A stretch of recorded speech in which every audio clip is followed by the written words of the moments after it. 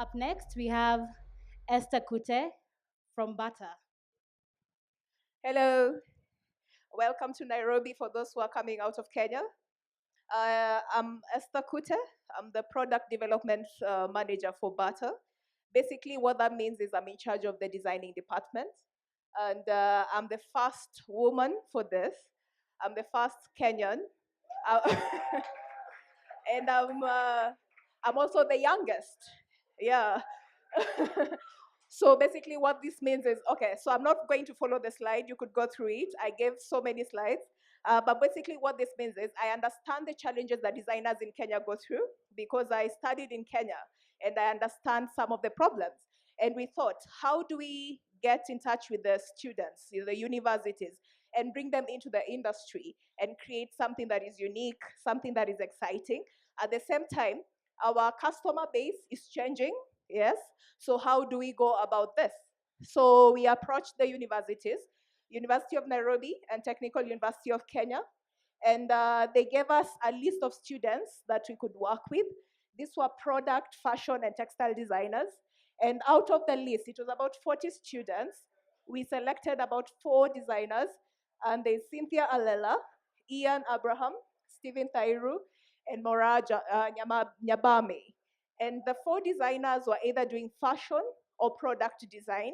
They had to be undergraduate students or recent graduates from the universities. So this is Cynthia. She actually is the one who won the competition because what we did was we did a designers competition called Bata Designers Apprentice. Okay, so she's a graduate. Ian is from the Technical University of Kenya. He's a final year student. There's Moranya Bame. Mora is from the University of Nairobi. She's a fashion design student. 4th year, she actually just did her examinations. And we had Stephen Thairu from the University of Nairobi, 4th year student also. So he also just did his examinations. Yeah, so what was the point of doing this? As I say, it is to help the designers come to the industry and understand what does it take for me to actually become a creative designer or a product designer or a fashion designer in Kenya, and how do I translate my products into actual shoes. So this was the official launch sometime last year in September. We did a contract with the designers, and we gave them a brief. Using the equipment existing in Bata, they need to come up with a collection that will be their future. So using iconic brands like Safari, for those who know Bata, we have Safari Ngoma, these kind of things. How do they create an iconic brand from that? We decided as they are doing the competition, they need to learn some things that relate to fashion industry. So for example, this was a sale challenge, and the idea was they work with a band called The Band. It's one of those upcoming music bands in Kenya, and they were supposed to sell shoes to them. And what we were doing is, as a marketing campaign, we also post videos and photos of this on social media just to get people to understand what Bata is all about.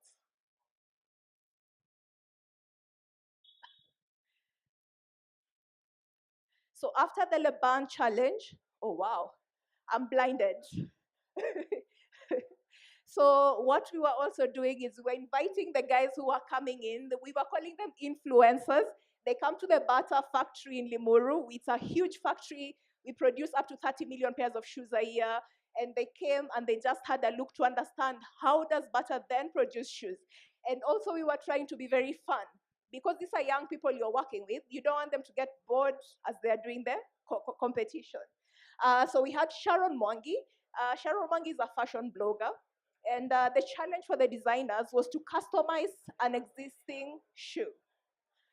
In Kenya, we have a shoe that is called Ngoma. And if you look over there, you can see the designers painted. This, we gave them a challenge for about 20 minutes. They sat down, they painted on the Ngoma. And Sharon decided which shoe she felt was the best. And of course, this was to add value. You take something that is very basic and you add value to it. Then the next challenge was a styling challenge. It was called the Swag with Tommy Taki. So Tommy Taki is another brand for Bata. And we got an influencer called Brian Bunde from Twitter. So he's very he's very central in the, we are called KOT, Kenyans on Twitter. So he's very central in whatever that is happening within the Twitter sphere. And the idea was the designers each came up with a styling for him using the Tommy Taki shoes because those were his favorite shoes. And of course, he chose a winner out of this. And of course, there were different styles. You can see there was Chef Brian, there was Alejandro Brian. Yeah. And then the fourth challenge we had was the BIKOZULU-Designers Masterclass. Jackson Biko is one of the most renowned writers in Kenya. And as a designer, you're supposed to be able to sell your product to people using words. And if you read Jackson Biko, he sells, he's very good with his words. And we thought we can help the designers to come up with ways to write about their shoes. And he had a critic with them, and they learned how to write about their projects.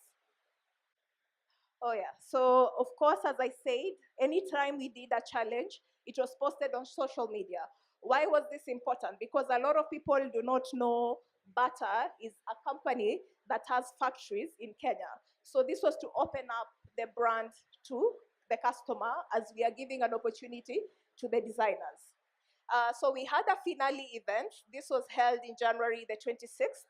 And this is where we announced the winner of the competition. There was a cash award for the winner and for the first runner-up. They were getting a cash award.